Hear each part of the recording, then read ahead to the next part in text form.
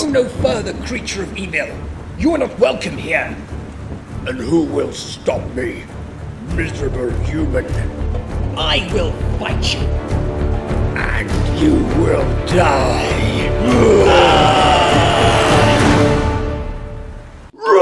Surrender! I'll never surrender, you will! I won't! Whoa, they're here. Hello! Hello, I was just playing battles. It's one of my favourite games, playing with these little fantasy characters. I love having them fight. I love the goodies and I love the baddies. It's all a bit of fun. It's not real, but there are real battles in this world being fought, and they're a lot more serious.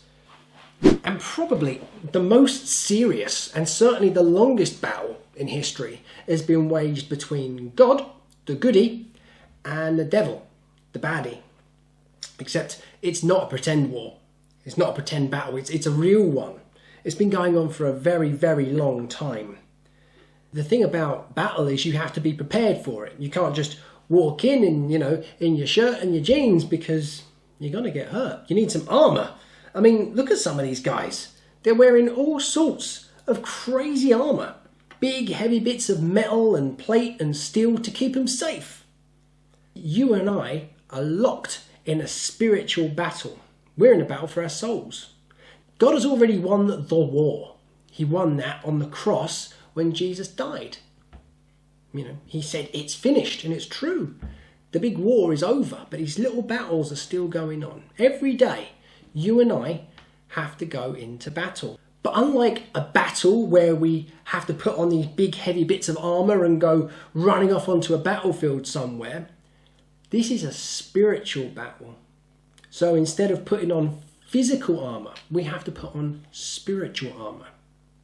And it just so happens that God has given us spiritual armour to put on. And that is what we're going to be looking at. We're going to be looking at the spiritual armour of God that prepares us for the battles that we are going to have over the course of our lives. This week, we're going to be looking at the belt of truth. So why are we starting with a belt? Well, the rest of the armour of God are sort of like tools that help us in the battle. But the belt is the bit that keeps it all together. The belt of truth is the thing that holds all the other bits of armour in place. Now, what you can see, I'm showing you right now, is the biggest belt I own. That is a tool belt.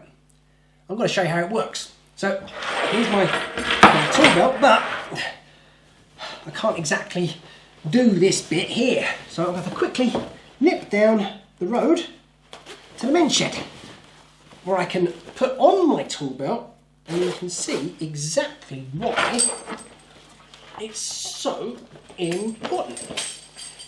Here we go.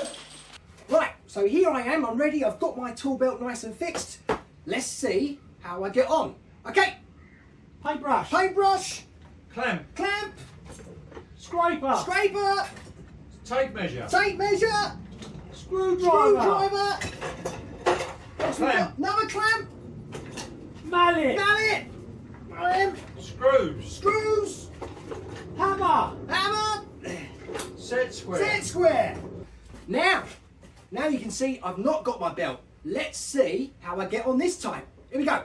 Paintbrush. Pencil. Scraper. Screwdriver.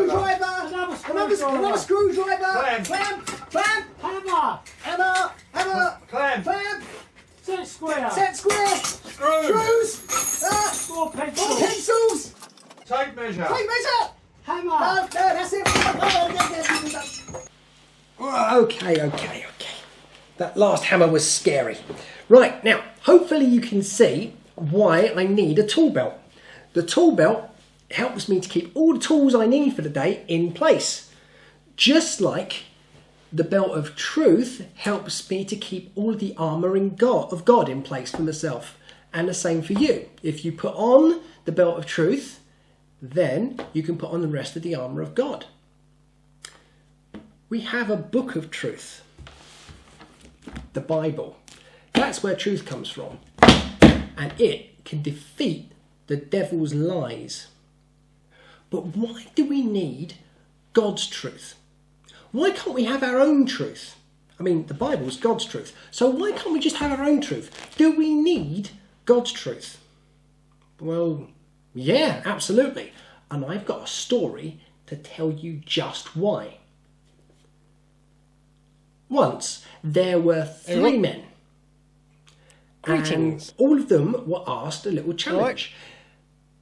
They were given the task of putting on a blindfold and guessing what animal was in front of them. Well, the animal in front of them was an elephant. But of course they were blindfolded, so they couldn't see that. So one after the other, they walked over to the thing and give it a bit of a squeeze and see if they could guess what the animal was. The first blindfolded man, he walked over and he squeezed the elephant's trunk. And, oh, I don't know, it's sort of leathery and rubbery, like some sort of giant snake. It must be some sort of giant snake creature, said he. The next man, still blindfolded, he went over and he touched one of the elephant's legs. My word, this creature must be like a tree, said he.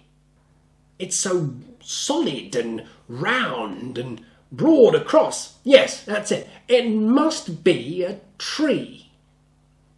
The third blindfolded man, he went up and he grabbed the elephant's tail.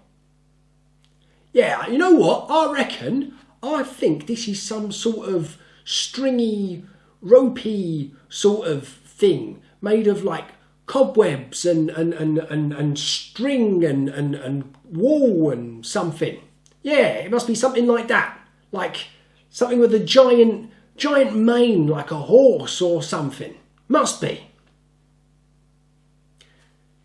Now, all three men walked up to the same elephant and they all had a different experience. Which one of them was telling the truth?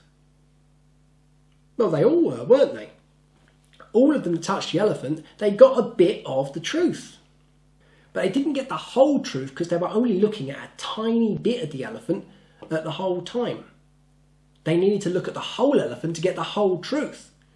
Now, as people, as humans, we can't see the whole truth all of the time. We can only see a little bit of it.